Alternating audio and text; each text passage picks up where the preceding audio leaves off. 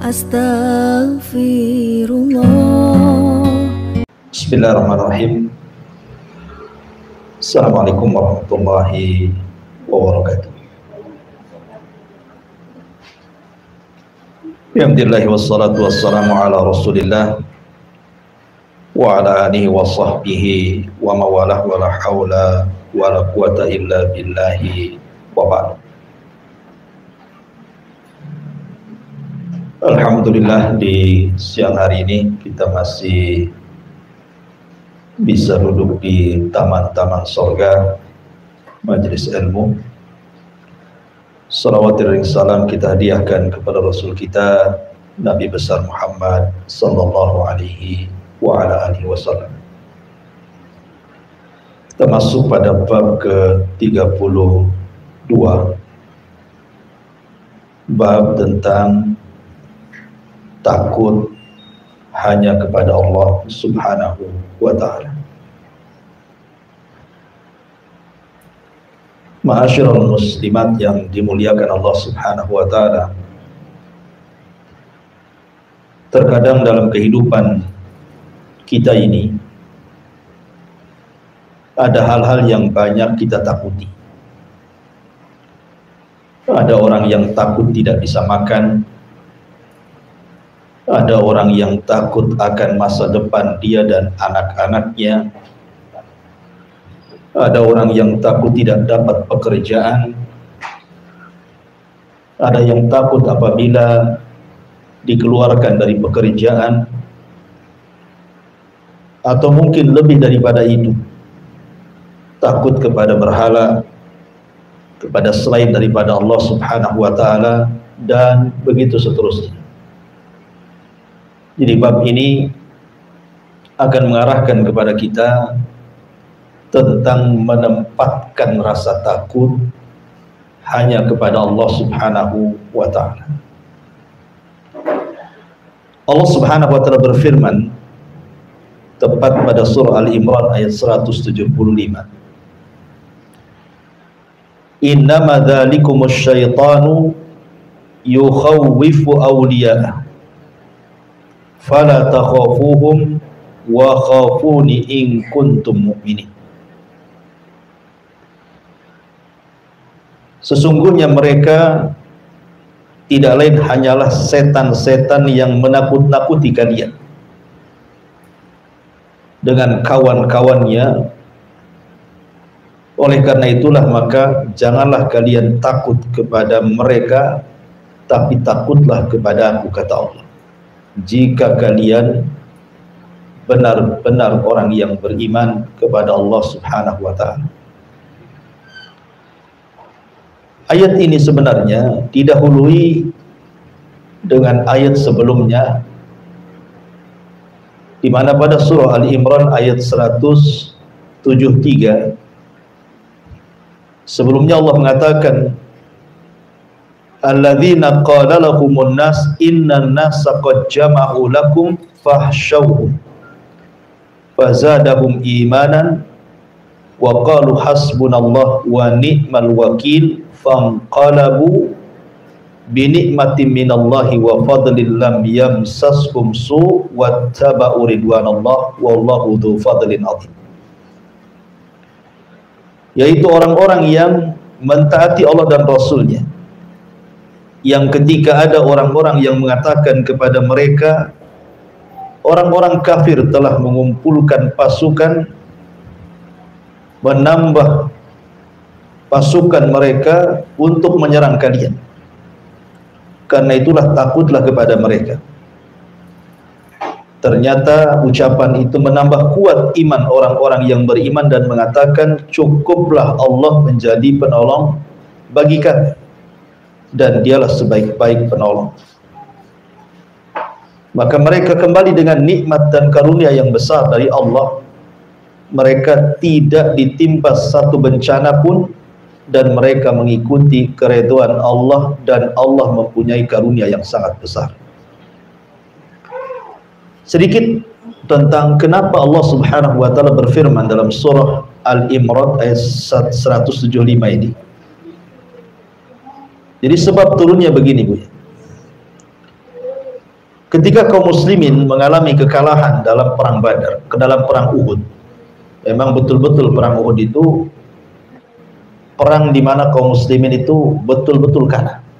Bahkan Nabi SAW diisukan meninggal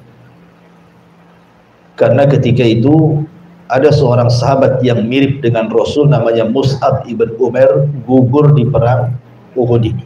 Jadi sangkanya itu Nabi, sehingga tersebarlah isu kematian Rasulullah SAW di perang Uhud, padahal itu adalah kedustaan. Tetapi dengan tersebarnya isu kematian Rasul itu menciutkan sebagian hati para sahabat sehingga mereka mundur dan berakhir dengan mengalami kekalahan.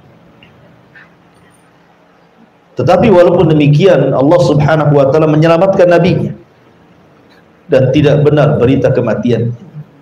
Dan begitulah Allah Subhanahu wa taala jadikan kehidupan ini terkadang kalah, terkadang menang. Wa tilkal ayyam nudawiluha bainan nas. Terkadang hari-hari itu diputarkan oleh Allah Subhanahu wa taala. Ketika kemudian kaum muslimin sudah kembali ke Madinah, tiba-tiba kemudian Abi Sufyan ketika itu bicara kepada Abdul Qais, dan Abdul Qais ini seorang pedagang yang selalu berangkat dari Mekah ke Madinah.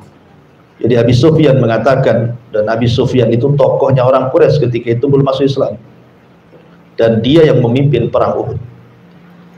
Kata Abi Sufyan, "Ndak kemana kau Abdul Qais?" Kata Abdul Qais mengatakan, "Kami dan beberapa teman kami akan pergi ke kota Madinah." Kemudian kata Abi Sufyan, "Maukah engkau menyampaikan berita dariku kepada Muhammad? Mau enggak? Nanti ku berikan engkau imbalan." Akhirnya kemudian Abdul Qais dan kawan-kawannya sepakat mau. Akhirnya berangkatlah 3 orang ini dari Mekah menuju kota Madinah. Nah, kemudian ketika Nabi SAW sampai di sebuah tempat namanya Hamra al-Asad, itu kepulangan dari Uhud, tiba-tiba kemudian utusan Abi Sufyan, Abdul Qais dan kawan-kawan ini menemui Rasul sebelum masuk Madinah, ketemu di Hamra al-Asad. Kemudian menceritakan pesan dari Abi Sufyan bahwa dia dan orang-orang musyrik Quraisy akan datang menyerbu dengan lebih banyak lagi pasukan dibandingkan di perang Uhud. Bahkan akan menghabisi Rasul dan seluruh para pengikutnya. Maka Nabi SAW kemudian mencontohkan di hadapan para sahabat bahwa ancaman seperti itu tidak perlu gentar, tidak perlu takut, karena kemenangan itu bukan karena banyak jumlah atau kekuatan, tapi kemenangan itu datang dari Allah. Sehingga Rasul mengatakan, hasbunallah wa ni'mal wakil. Cukuplah Allah sebagai pelindung kita, dan dia adalah sebaik-baik pelindung. Maka para sahabat ketika Rasul mengucapkan kalimat itu semakin teguh keimanannya. Tapi rupanya apa yang dijanjikan Abi Sufyan bahwa mereka akan mempasukan besar tidak menjadi kenyataan. Hanya gertak saja, bahkan pasukan yang dibawa tidak banyak, bahkan mereka yang kemudian lari tunggang langgang kembali ke Mekah. Dari sini Allah Subhanahu wa taala katakan, sesungguhnya mereka itu tidak lain hanyalah setan-setan yang menakut-nakuti kalian dengan kawan-kawannya dari orang-orang musyrik Quraisy. Oleh karena itulah jangan kalian takut kepada mereka, tetapi takutlah kepadaku jika kalian benar-benar orang yang beriman. Jadi di sini orang-orang kafir Quraisy hendak menakut-nakuti Nabi dan para sahabatnya dengan pasukan yang banyak, persenjataan yang kuat, dan perlengkapan perang yang cukup, dan bisa mengalahkan Nabi dan para sahabatnya. Tentu kalau ini didengar oleh orang-orang munafik ataupun orang-orang yang lemah imannya, setelah mereka mengalami kekalahan tentu mereka akan ciut nyarinya. Tapi Nabi SAW berusaha menanamkan rasa takut hanya kepada Allah. Jangan sampai kalian takut kepada mereka orang-orang kafir. Takutlah kepada Allah Subhanahu wa taala. Dari situlah maka ketika Nabi SAW memberikan contoh bahwa kita tidak boleh takut kepada manusia tapi takutlah kepada Allah, barulah para sahabat kemudian semakin kuat keimanan. Ma'asyiral muslimat yang dimuliakan Allah Subhanahu wa taala. Inilah contoh Rasul sallallahu alaihi wasallam memberikan keteguhan kepada para sahabat untuk jangan takut kecuali kepada Allah. Dan Al-Qur'an itu kita ambil bukan karena sebab turunnya, tetapi karena umum lafadznya. Jadi syaitan itu memang sejak diciptakan dan menjadi musuh bagi manusia, memang dia selalu menakut-nakuti kita. Salah satu contohnya adalah, ibu bisa buka Al-Baqarah ayat 268. Allah Subhanahu wa taala berfirman, "Asy-syaitanu ya'idukumul faqra wa ya'murukum bil fahsyah wallahu ya'idukum maghfiratan minhu wa fadla wallahu wasi'un alim." Syaitan itu senantiasa memberikan was-was kepada orang-orang yang hendak berinfak, bersedekah, berzakat. Jangan lakukan, karena engkau akan mengalami kefakiran. Jadi syaitan itu menjanjikan kefakiran, bahkan memerintahkan kalian untuk berbuat kejahatan, sementara Allah Subhanahu wa taala menjanjikan kepada kalian ampunan dan karunia, karena Allah maha luas pengetahuan.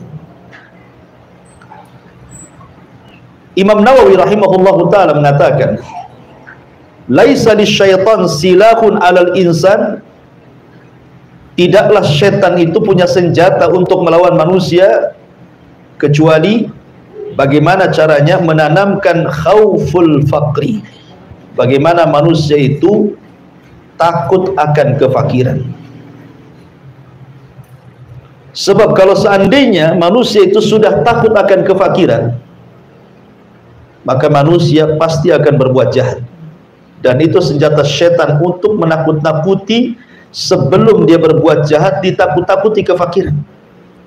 Makanya kenapa Nabi SAW mengajarkan satu doa, Allahumma inni a'udzubika minal kufri wal faqri wa adzabil qabri.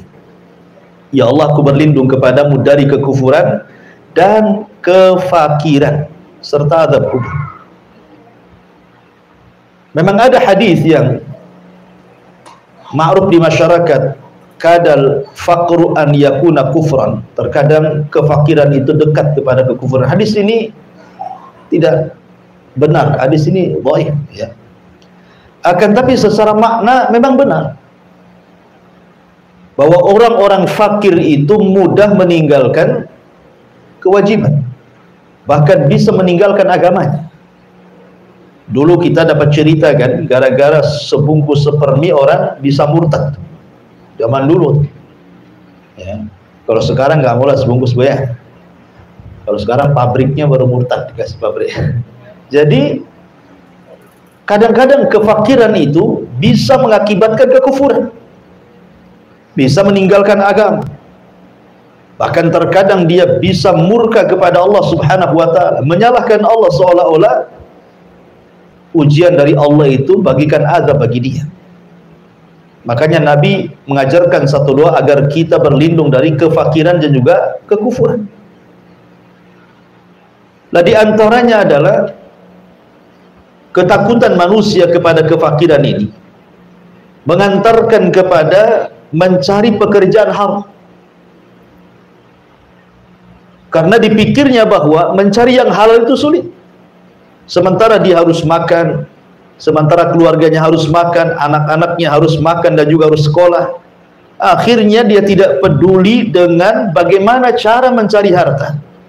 Makanya kenapa Nabi SAW sudah bersabda 14 abad yang silam itu, sayati alaikum zaman, akan datang zamannya kata Rasul, la yubalil mar'u bima akhadal mal. manusia sudah tidak akan peduli bagaimana cara mengambil harta, karena takutnya miskin. Sementara rasa takut ini adalah was-was yang dibentuk oleh syaitan untuk menakut-nakuti manusia, sehingga rasa takut yang dalam kepada kefakiran itu akhirnya mengantarkan mencari barang-barang atau pekerjaan-pekerjaan yang diharamkan Allah Subhanahu wa ta'ala. Ataupun mungkin kefakiran ini juga bukan hanya sekedar mengantarkan kepada mencari hal-hal yang kemudian diharamkan dari pekerjaan, terkadang juga sampai kepada membatasi keturunan. Ingat, Nabi SAW mengatakan, tazawwajul walud wal wadud fa inni mukathirun bikumul umam yaumal qiyamah. Kata Rasul, nikahilah wanita yang tukang beranak dan juga penyayang kepada suami.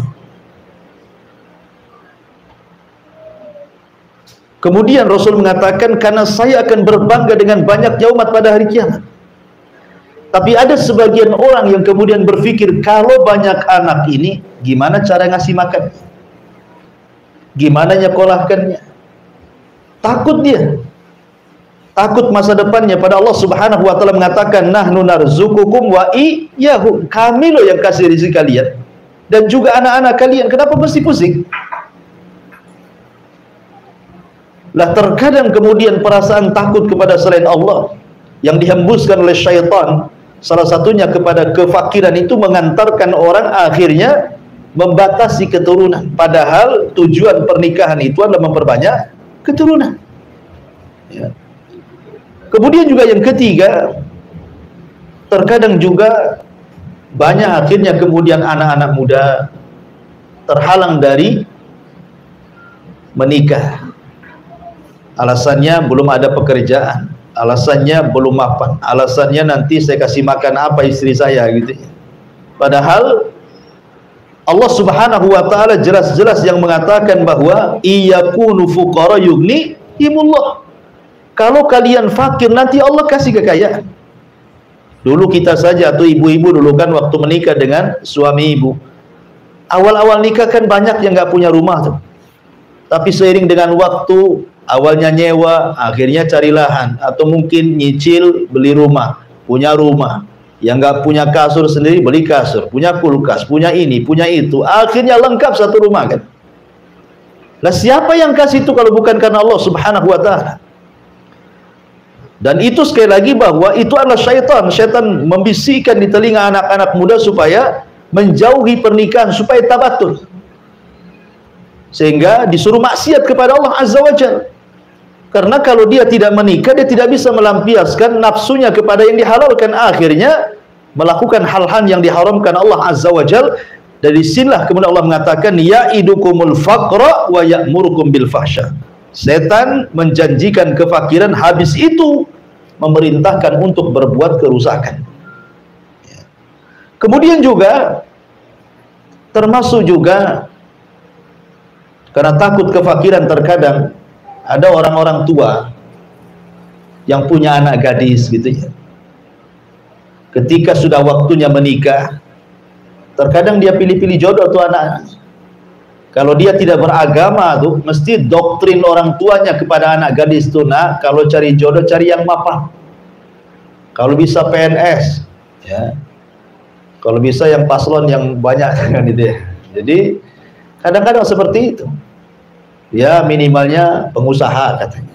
Minimal pengusaha itu, maksimalnya apa? Menteri ya. Jadi kadang-kadang orang-orang yang kemudian mendoktrin anak-anaknya itu justru soal urusan dunia. Padahal kita tahu bahwa kenikmatan berumah tangga itu bukan disebabkan karena kekayaan. Bukankah Rasul yang mengatakan ketika memilih kriteria itu, kata Rasul, fadfar bidzatid din taribat yadak. Ambil yang baik agamanya. Ambil yang baik agamanya, karena anak gadis kita itu akan melahirkan cucu kita. Cucu kita akan melahirkan cicit kita. Dan itu aset bagi kita setelah kematian kita. Mereka yang mendoakan kita. Kalau orang-orang yang kaya belum tentu sayang dengan orang tuanya. Jangankan lagi meninggal setelah kematian kita, masih hidup ketika sudah tua saja boro-boro gitu ya. Kenapa? Karena yang menggerakkan anak sayang kepada orang tua itu agama, bahwa ketika dia birrul walidain itu sebuah pahala. Makanya gara-gara kemudian was-was syaitan, akhirnya banyak kemudian orang-orang yang justru menjodohkan anak-anaknya dengan dilihat barometer kekayaan bukan dari agama. Atau terkadang juga karena takut fakir, banyak kemudian wanita-wanita yang kemudian mengambil tempat pekerjaan laki-laki. Dulu kita belum pernah lihat ada pom bensin itu yang layan perempuan kan Bu, pom bensin yang laki-laki. Nah, sekarang yang di pom bensin itu banyak perempuan gitu, laki-lakinya terusir sedikit Bu. Yang saya khawatirkan nanti tukang bangunan pula perempuan semua, ya kan, repot itu nanti.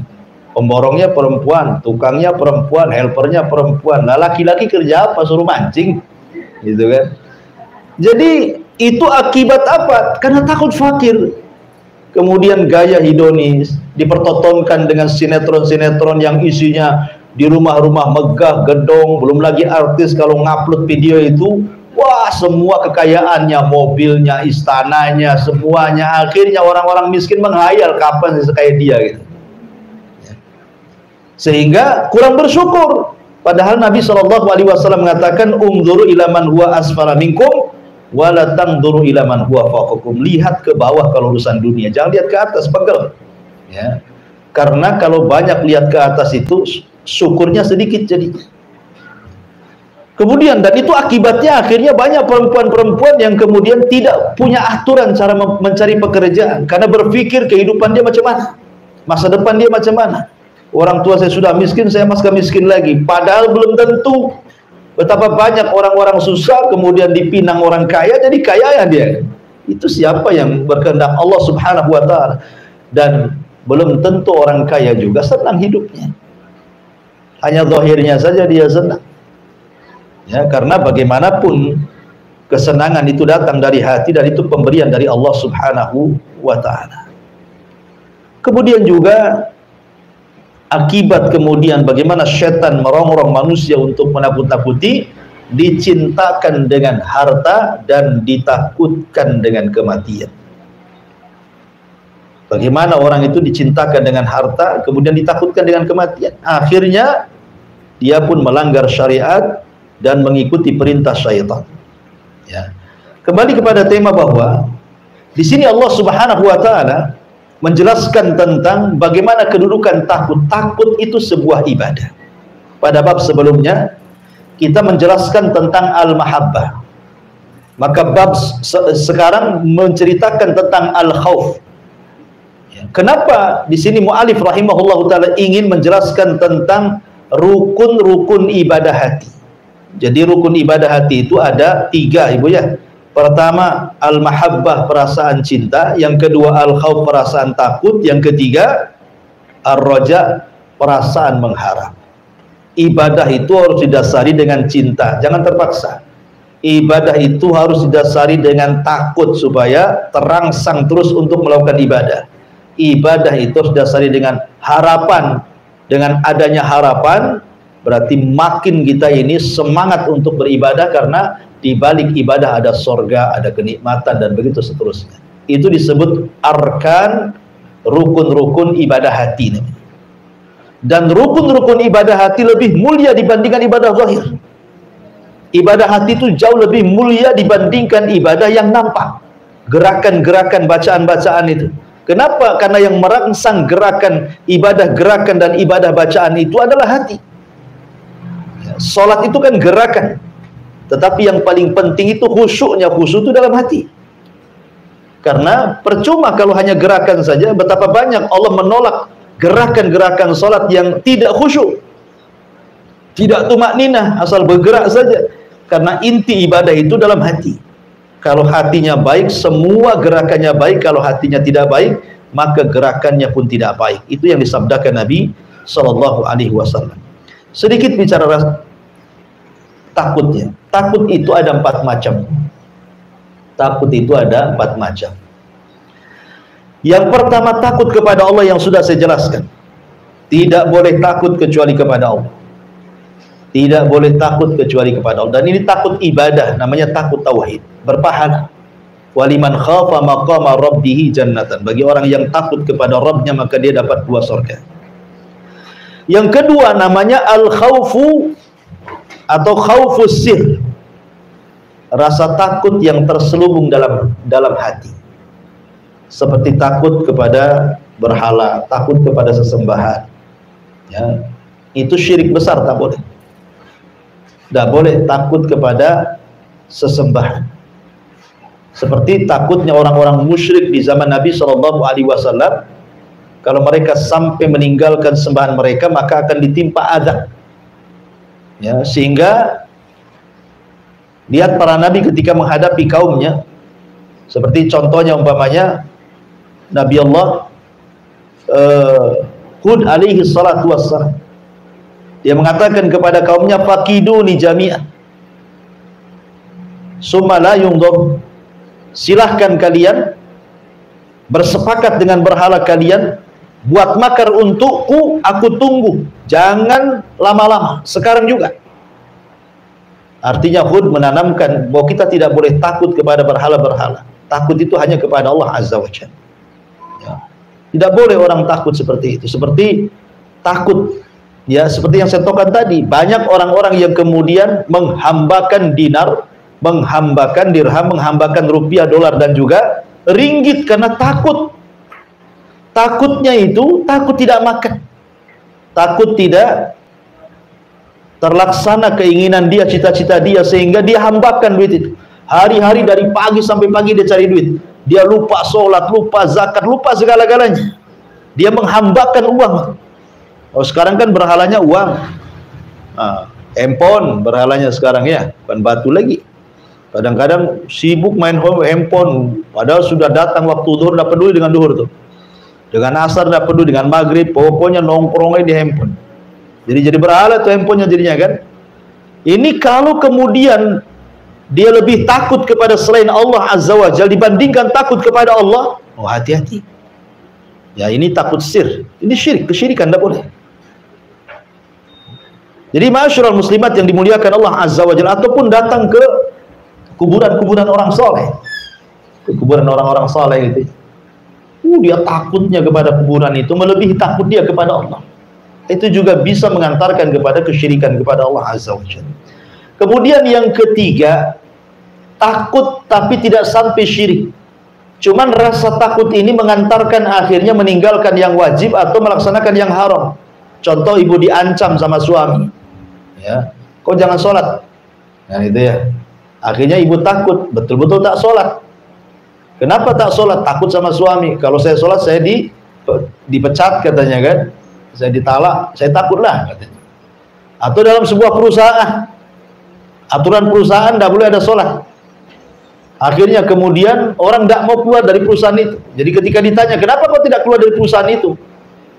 Ya, bukankah di perusahaan itu ketat tidak boleh sholat? Takut saya kalau keluar nggak ada kerjaan lagi, ya nggak apa-apalah kan itu ya. Akhirnya rasa takutnya meninggalkan yang wajib dan mengerjakan yang haram. Nah, ini takut haram, tidak sampai syirik, ya, takut haram. Dan yang terakhir tentu disebut dengan takut tabiat. Ya wajar ibu takut diancam orang, ya, ada preman ngancam kita takut, itu tabiat. Ya, takut sama buaya, apalagi buaya darat gitu kan. Jadi kalau memang takut seperti itu tabiat, tidak ada masalah. Tapi yang jelas bahwa dari semua takut itu yang paling utama takutlah kepada Allah Subhanahu wa taala. Kemudian dalil yang kedua, Allah Subhanahu wa taala berfirman, "Innama ya'muru masajidallah man amana billahi wal yaumil akhir wa aqama sholata wa ata zakata wa lam yahsha illallah fa asa ulaika an yakunu minal muhtadin." Orang-orang yang memakmurkan masjid-masjid Allah hanyalah orang-orang yang beriman kepada Allah dan hari akhir, serta mendirikan sholat, menunaikan zakat, dan tidak takut kepada siapapun selain kepada Allah. Mereka adalah orang-orang yang diharapkan termasuk golongan orang-orang yang mendapatkan petunjuk. Dalam ayat yang kedua At-Taubah 18 ini, Allah Subhanahu wa taala ingin menjelaskan kepada kita bahwa orang-orang yang memakmurkan masjid itu ada dua macam. Ada memakmurkan secara fisik, memakmurkan masjid secara fisik, seperti membangun masjid, ikut mewakafkan material-material masjid, entah besinya, entah semennya, entah kerikilnya, entah pasirnya, entah gentengnya, spandeknya, atau apalah yang berkaitan dengan pembangunan. Dan ini besar pahalanya. Sebagaimana Nabi SAW mengatakan, man bana masjidan lillahi kamif hasiqitatin aw asghar banallahu lahu baitan fil jannah. Barang siapa yang membangun masjid walaupun sebesar sangkar burung atau lebih kecil dari sangkar burung, tetap Allah Subhanahu wa taala akan bangunkan bagi dia rumah di surga. Apa maksudnya? Imam Syaukani rahimahullah mengatakan maksudnya, kan tidak mungkin kita pahami secara zahir hadis ini, Bu. Masa barang siapa yang membangun masjid walaupun sebesar sangkar burung, orang aja nggak masuk, ya burung aja yang masuk di situ kan? Ya, kan tidak mungkin orang bangun masjid segede sangkar burung. Seberapalah sangkar burung itu? Maksudnya kata Imam Syaukani hadis ini, maksudnya di sini kinayah bahwa sekecil apapun ibu nyumbang untuk pembangunan masjid, walaupun hanya satu lonjor besi, satu sak semen, satu gerobak pasir, satu gerobak koral, satu lembar spandek gitu ya, satu lembar baja ringan atau apalah kan, itu sudah cukup ibu dibangunkan satu rumah di sorga. Ya, ini yang pertama. Kemudian makna yang kedua, bahwa yang dimaksud orang yang memakmurkan masjid itu memakmurkan secara ruhiyah. Ya, yang pertama membangun fisik, ataupun ya tadi membangunkan secara ruhiyah. Ruh kita dibangun di situ. Bukan hanya masjid saja dibangun, ruh kita dibangun dengan sholat kita di situ, dengan baca Quran di situ, dengan kita zikir di situ, akhirnya menghasilkan akhlak-akhlak yang mulia. Ya, karena masjid itu tempat tarbiyah. Orang kalau pulang dari masjid, harusnya dia tidak mengucapkan kalimat kotor dan tidak melakukan perkara fasik. Kenapa? Karena Allah yang mengatakan inna sholata tanha anil fahsya'i wal munkar. Salat itu mencegah perbuatan keji, ucapan-ucapan kotor, dan mungkar, perbuatan fasik. Artinya bahwa pembangunan itu bukan hanya sekedar fisik saja. Ya, ini yang banyak sekali dilakukan di masyarakat kita. Masjidnya aja bagus-bagus gitu ya. Masjidnya megah-megah, pakai AC gitu. Luar biasa sekarang masjid di zaman sekarang. Tapi membangun orang-orangnya itu yang kurang. Sehingga banyak masjid bagus kosong dari jamaah. Tahu-tahu yang azan dia, yang imam dia, yang makmum dia gitu. Dia aja gitu, dia saja. Nah, yang lain kemana? Padahal sebenarnya yang paling utama itu membangun ruh dibandingkan fisik. Membangun ruh dibandingkan fisik lebih utama. Ya. Tapi juga bagaimanapun dua-duanya juga utama. Makanya Allah Subhanahu wa taala mengatakan orang-orang yang memakmurkan masjid-masjid Allah itu ya orang-orang yang beriman kepada Allah dan hari akhir, melaksanakan salat, menunaikan zakat, dan yang paling penting syahidnya di sini walam yahsya illallah, walam yahsya illallah, dan dia tidak takut kecuali kepada Allah Azza wa Jalla. Kalimat yahsya itu beda dengan al-khauf. Kalau pada ayat yang pertama Ali Imran ayat 175, Allah membahasakan takut itu dengan kalimat al-khauf. Tetapi dalam surah At-Taubah ayat 18 Allah membahasakan takut itu dengan kalimat khasyah. Apa bedanya al-khauf dan khasyah? Kan kalau diterjemahkan ke bahasa Indonesia kan sama-sama takut. Kata ulama mengatakan khasyah lebih tinggi dibandingkan al-khauf. Karena khasyah itu diiringi dengan pengetahuan, dengan ilmu, dan dengan ta'zim, mengagungkan Allah Azza wa Jalla.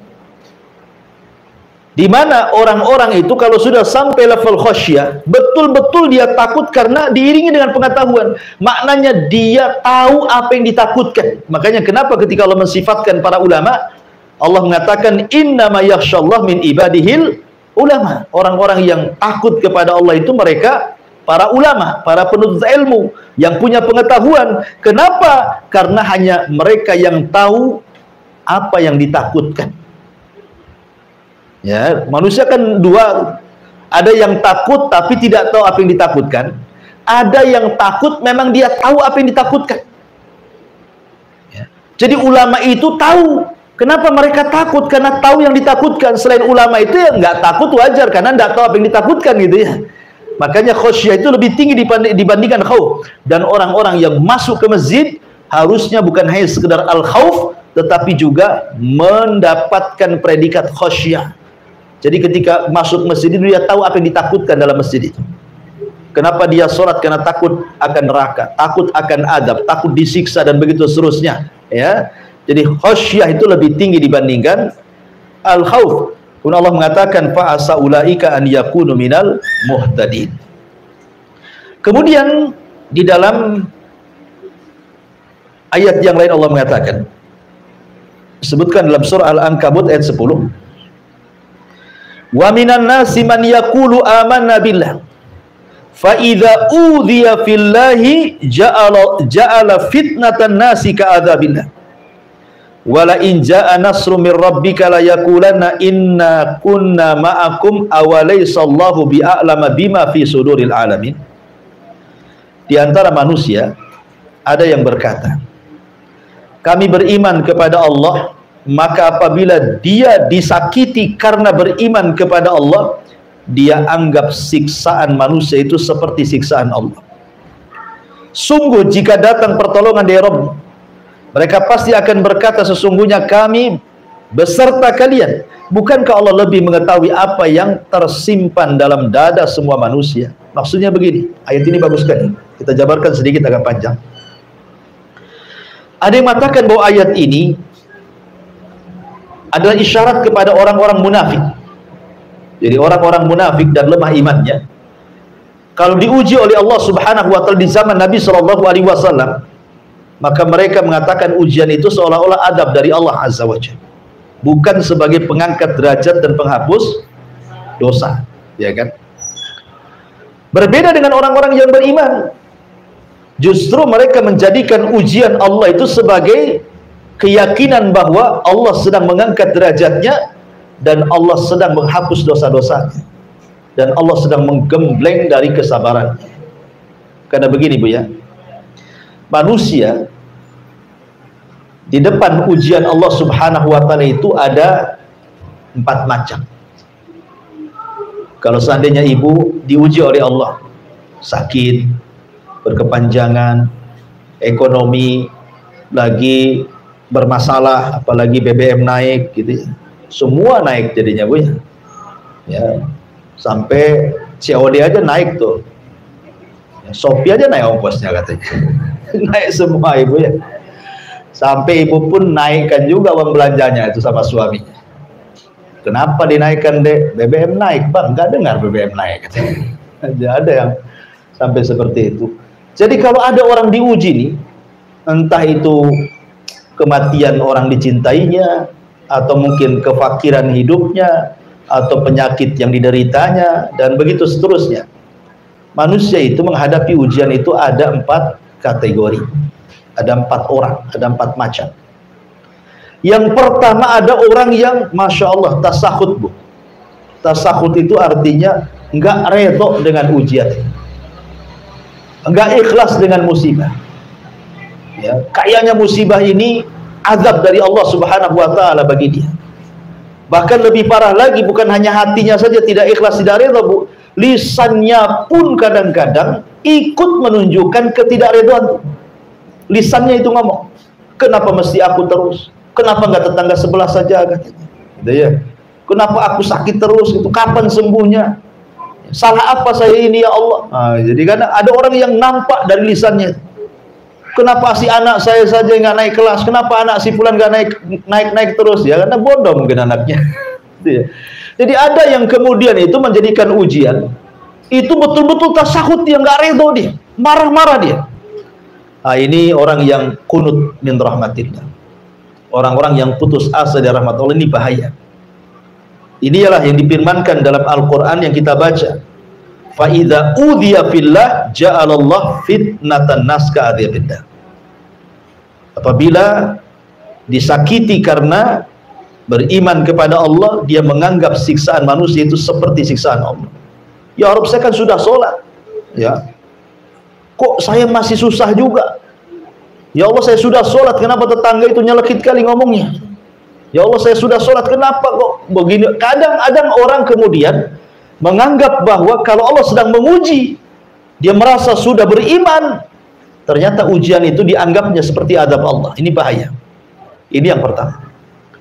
Yang kedua, ada orang itu zahirnya pura-pura kuat dalam ujian, disabar-sabari. Ya, pokoknya suaminya meninggal, sabar. Ekonominya gulung tikar, sabar. Ya, disabar-sabari. Ada orang yang menyabar-nyabari diri, Bu. Tapi jangan disenggol. Kalau disenggol keluar semua keluhannya. Nah, ada orang kayak gitu, Bu. Nampaknya sabar, sabar, sekali Ibu tegur, "Cemana jualannya?" "Aduh, payah," kata. "Udah sebulan ini begini begono-begono." Itulah. Ada orang yang nampak menyabar-nyabarkan diri, tapi kalau disenggol keluar semua. Ini kelompok yang kedua, tapi agak rendah daripada kelompok pertama. Ada kelompok yang ketiga, ini beda lagi. Dia betul-betul ikhlas.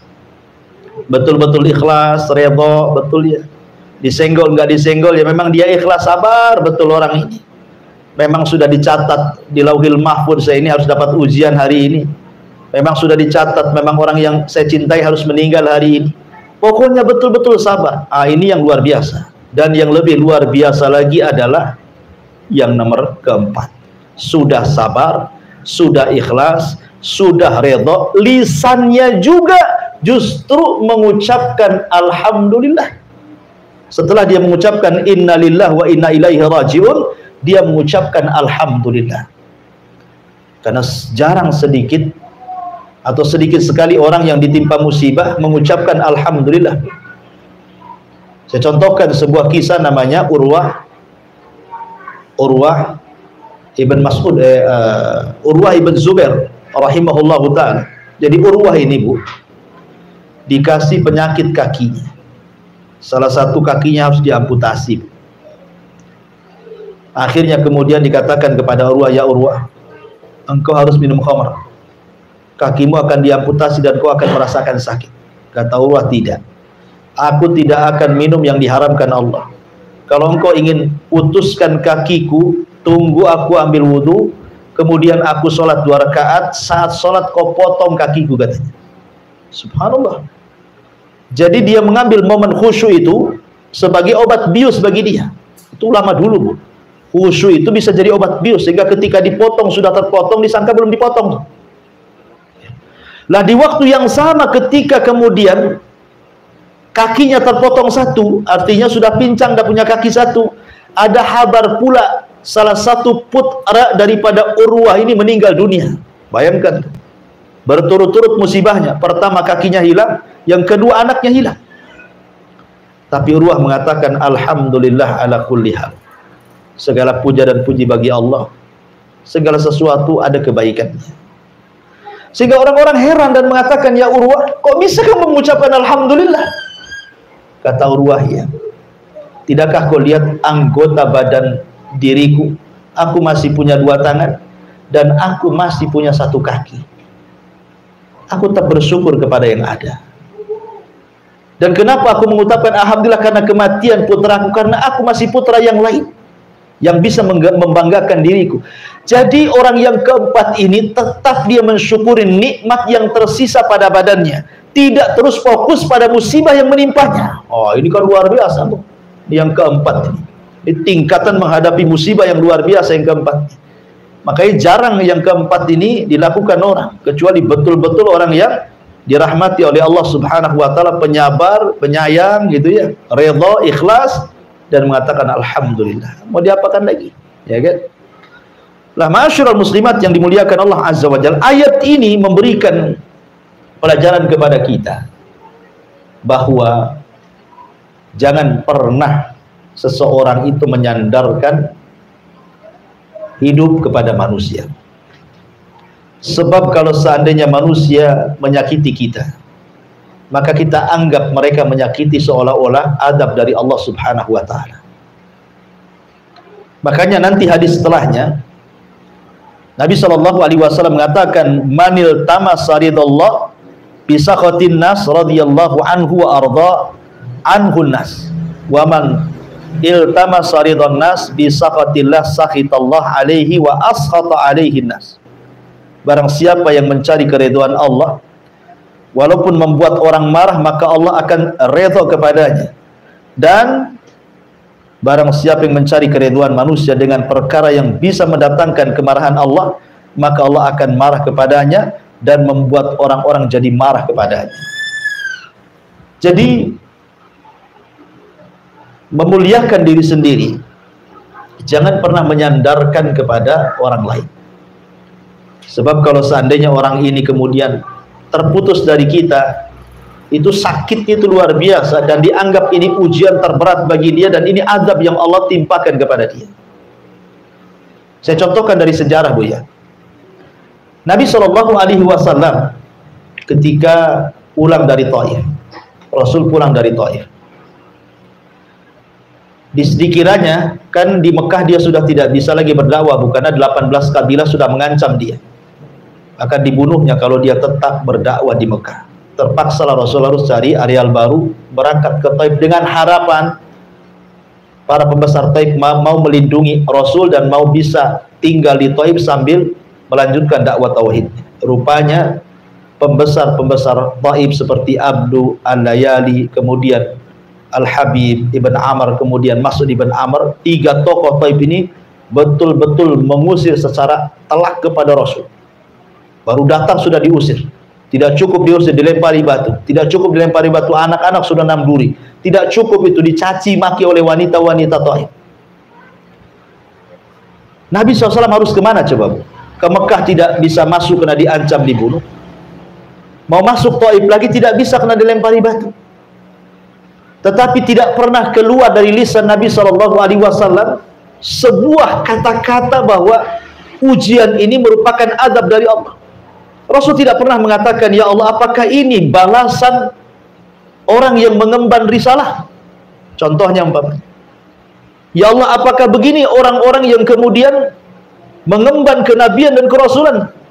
Kenapa mesti aku yang disakiti? Kenapa tidak mereka saja? Kenapa mesti aku seperti ini? Rasul tidak mengatakan seperti itu. Tapi subhanallah, Nabi SAW mengajarkan kepada kita sebuah doa saat disakiti orang Taif itu. Apa kata Rasul? Allahumma ilaika ashku dha'fa quwwati wa qillati hilati wa hawani 'alan nas. Kata Nabi SAW, ya Allah, aku hanya mengadu kelemahan kekuatanku, sedikit pengalaman dakwahku, dan terasa hinanya diriku di atas manusia. Tetapi Rasul mengatakan, illam takun alayya sakhatun fala ubali. Kalau memang illam takun alaika, kalau memang engkau tidak murka kepadaku, kalau memang peristiwa seperti ini bukan kemurkaanmu kepadaku, kalau memang mereka melempari batu kepadaku, mencaci maki aku, ini bukan bentuk kemurkaanmu kepadaku, kata Rasul, fala ubali, aku nggak peduli. Ya. Mereka mau ngomong apa, mau melempari batu, mau menyakiti saya, terserah, asal ini bukan bentuk kemarahanmu kepadaku. Lihat, bisa nggak kita ngomong begini saat kena musibah? Umpamanya ibu kena sakit gitu, ya Allah, selama sakit ini, umpamanya persis seperti ucapan Nabi SAW, ya, ini bukan bagian azabmu untukku, saya nggak peduli. Ya, boleh jadi ini adalah engkau hendak mengangkat derajatku dan menghilangkan dosa-dosaku. Ah, kan enak, Bu. Kalau ibu ngomong gitu, tenang tuh hidup tuh. Umpamanya ini gulung tikar usahanya, dia ngomong, ya Allah, selama gulung tikar ini, kebangkrutan ini bukan azab dari kepada kamu, bukan karena engkau murka kepada aku nggak peduli. Mau gulung tikar, mau bangkrut, nggak peduli. Ya. Yang penting afiataka, karuniamu, maafmu lebih luas kau berikan kepada aku. Itu yang dikatakan Nabi SAW, ghairu anna afiyataka hiya awsa'ali, akan tetapi maafmu kepadaku lebih luas dibandingkan murkamu kepadaku. Kalau orang ngomong begini saat kena musibah, Bu, tenang satu dunia, Bu. Nggak ada orang yang menjerit-jerit, apalagi sampai curhat kemudian di FB, itu nggak ada, Bu. Ya kan? BBM naik, udah curhatnya macam-macam tuh, dari A sampai Z, setiap hari statusnya itu aja. Ya, kalau dia mengatakan seperti itu kan enak Bu ya kan, tenang, tidak sedih, tidak khawatir, tidak takut. Itu yang diajarkan Nabi SAW. Tapi betapa banyak sering saya katakan kan, apabila anaknya sakit dia mengeluh dan mengatakan, ya Rob kenapa anak saya yang sakit? Apabila ditimpa musibah dia mengatakan, ya Rob asih aku aja kena musibah, kenapa si anu tidak? Ya, ketika kemudian gulung tikarnya, ya Rob kenapa mesti usahaku yang gulung tikar, kenapa si anu-anu itu kok bagus sekali usahanya, apa salah? Kan ada orang-orang kayak gitu ya.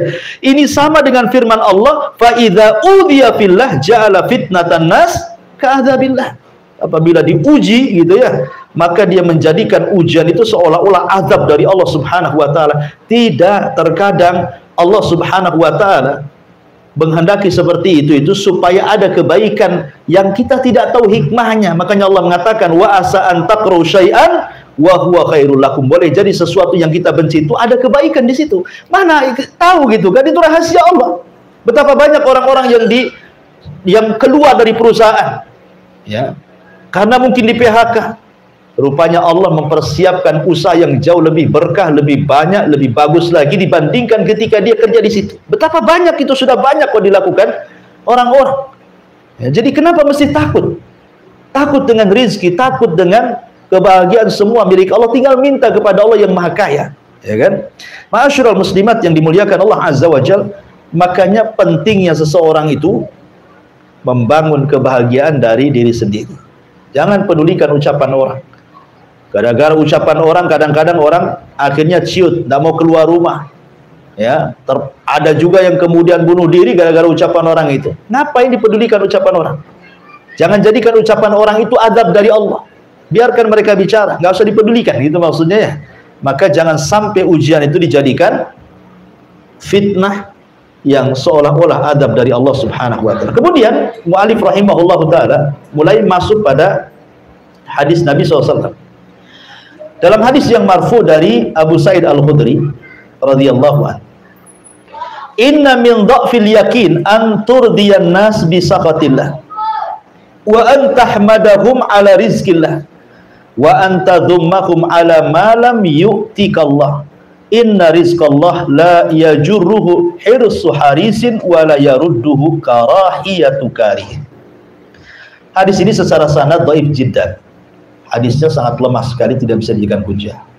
Akan tetapi boleh jadi mungkin ini dikatakan mauquf kepada perkataan Abdullah ibn Mas'ud radhiyallahu anhu, yang kurang lebih semana dengan perkataan ini. Sesungguhnya di antara bentuk lemahnya iman adalah mencari keridhaan manusia dengan melakukan perkara yang bisa mendatangkan kemurkaan Allah.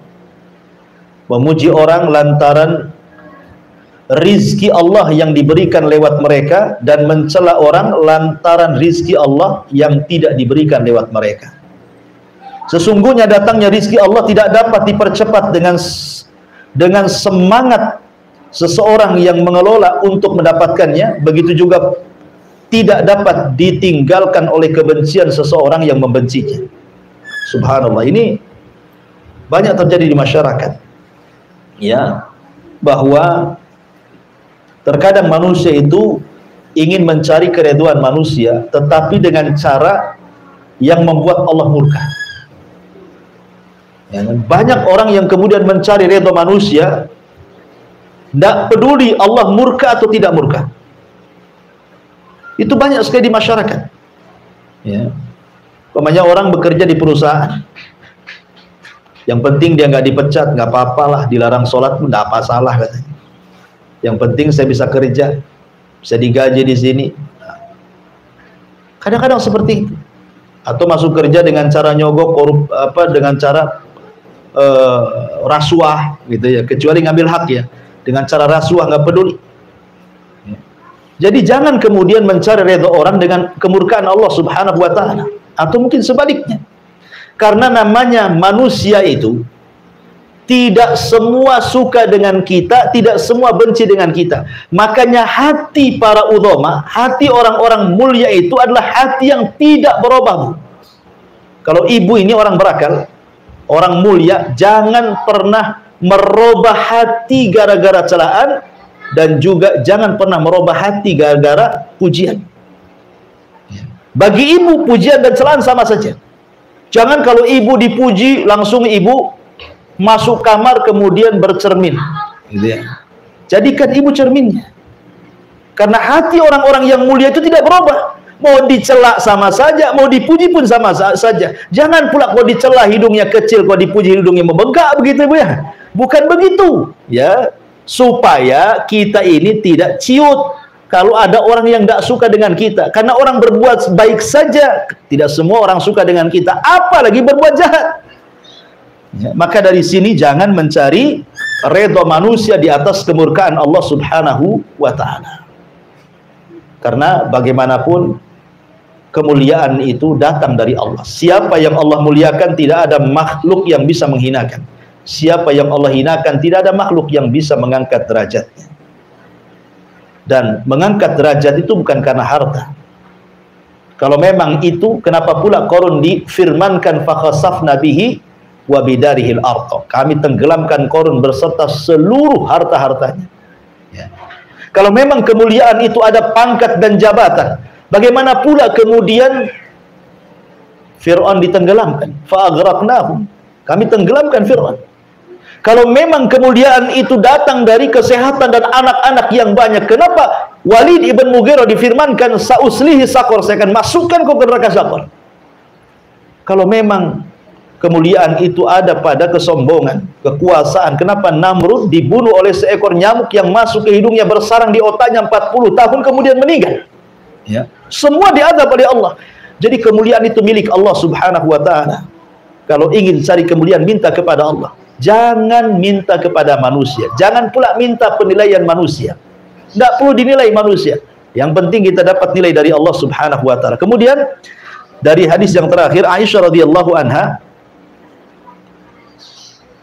menuturkan bahwa Nabi SAW bersabda, "Manil tamasa ridallah bisakhatin nas, radhiyallahu anhu wa ardahun nas, wa arda anhun nas." Barang siapa yang mencari keridhaan Allah walaupun membuat orang marah, maka Allah akan redha kepadanya dan membuat orang-orang jadi redha kepadanya.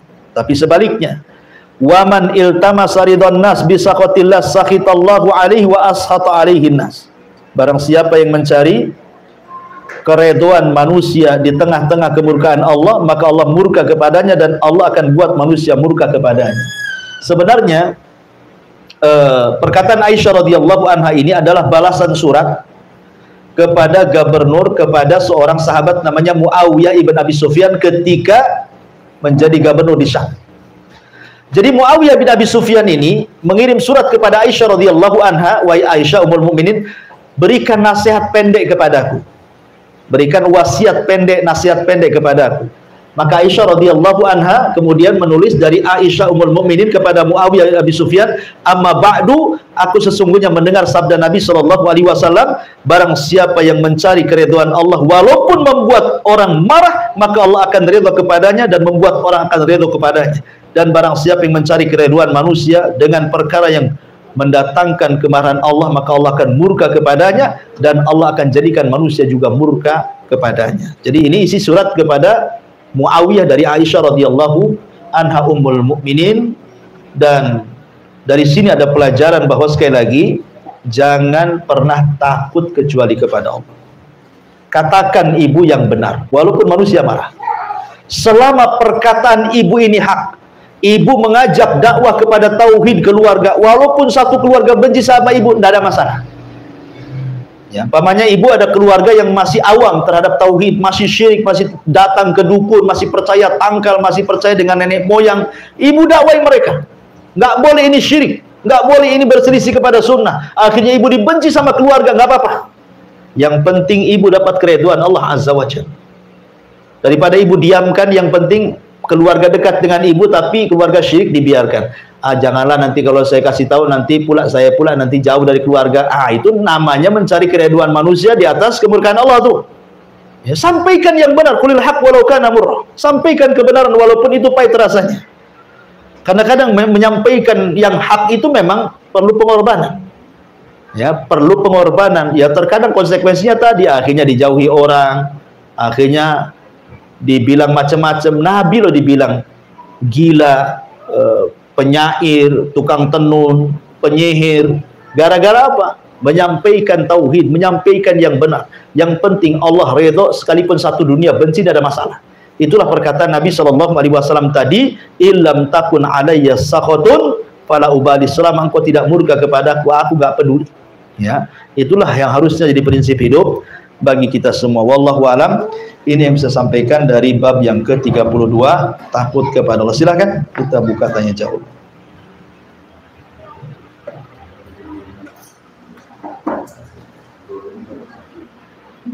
Menit lagi.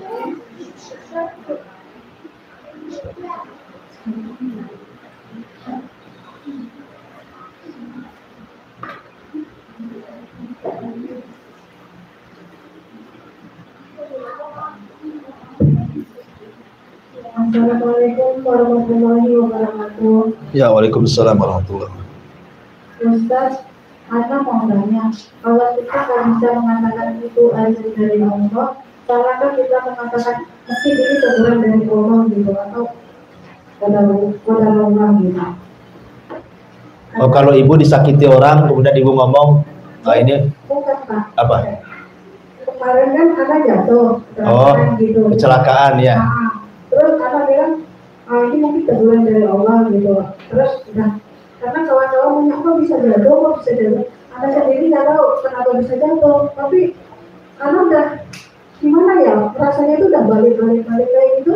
Pas berdiri, motor Ana nggak apa, tapi kaki sampai begini gitu. Tiba-tiba jatuh. Terus menjawab, udah ngomong aja lah gitu. Ya nggak apa-apa, memang benar. Kan ada hadisnya Bu yang mengatakan, ihris ala ma yanfa'uka wasta'in billah. Ihris ala ma yanfa'uk. Carilah apa yang bermanfaat bagi hidup. Mintalah pertolongan kepada Allah.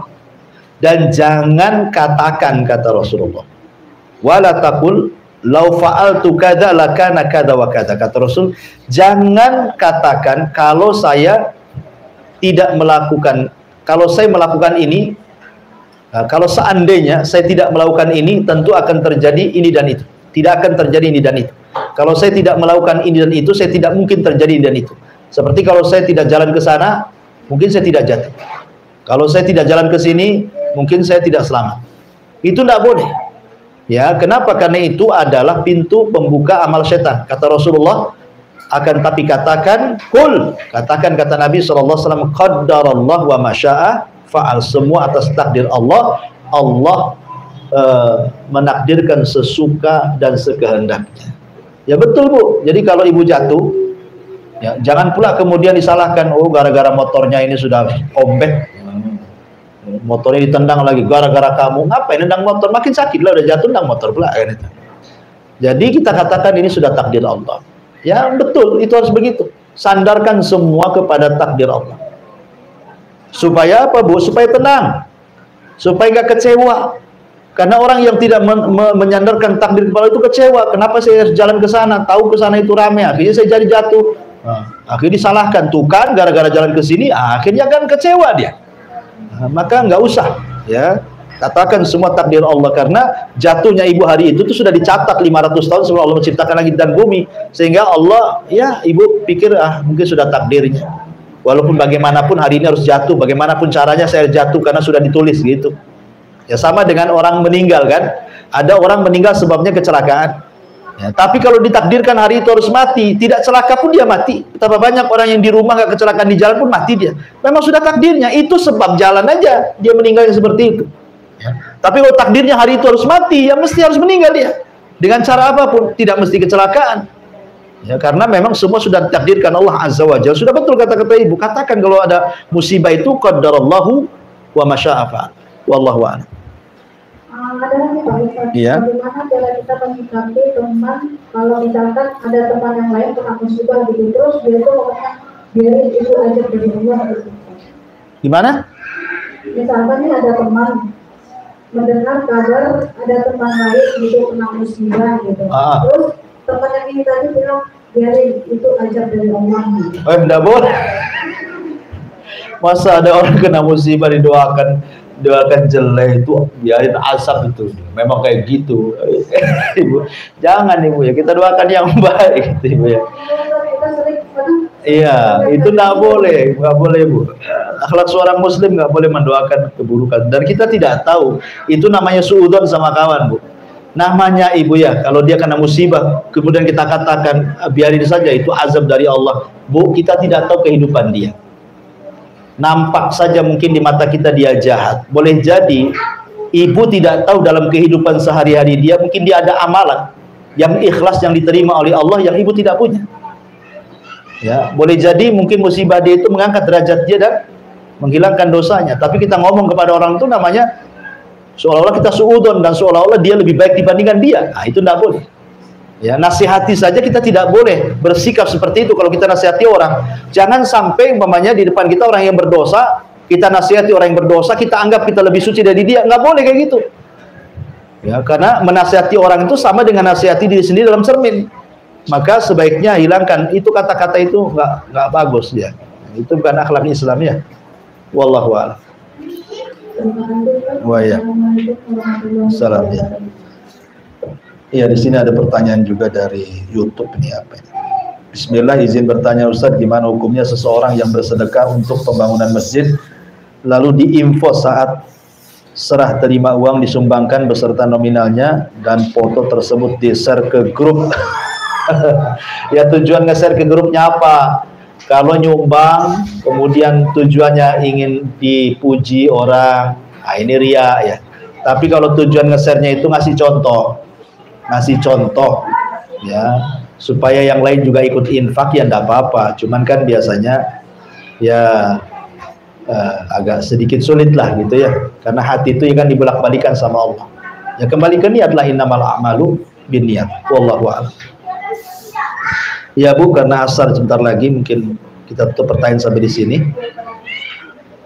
Subhanallah bihamdika, asyhadu an la ilaha illa anta astaghfiruka wa atubu ilaik.